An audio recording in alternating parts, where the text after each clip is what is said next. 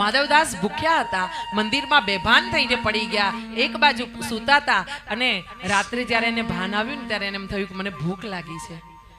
અને એને ભગવાનને ફરિયાદ નહોતી કરી કે મને ભૂખ લાગી છે, પણ ભગવાન પોતાને આરોગવા માટે જે પૂજારીઓ લાડવા મૂકી ગયા હતા ને, એ સુવર્ણ થાળના લાડવા લઈને થાળ લઈને બાલગોપાલ માધવદાસ પાસે આવ્યા મંદિરમાંથી રાત્રે જ્યારે બધા જ સૂઈ ગયા ત્યારે 12 વાગ્યા પછી, અને માધવદાસને પોતાના હાથે જમાડ્યો.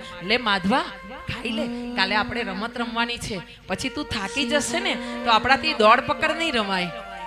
આમ આમ કરીને ભગવાને કોળિયા ભરાવ્યા માધવદાસને, અને પછી માધવદાસ ત્યાં જ સૂઈ ગયા. ભગવાન થાળી મૂકીને ત્યાં જતા રહ્યા, અને જ્યાં અંદર ગયા ને સવારે પૂજારીએ એના પટ ખોલ્યા ને ત્યારે જોયું કે સોનાનો થાળ નથી, નક્કી ચોરી થયો છે. એટલે બધા પૂજારીઓએ વિચાર કર્યો કે અહીંયા રાતે મોડા સુધી પેલો માધવ નામનો માણસ બેઠો હતો, એણે નક્કી સોનાની થાળી ચોરી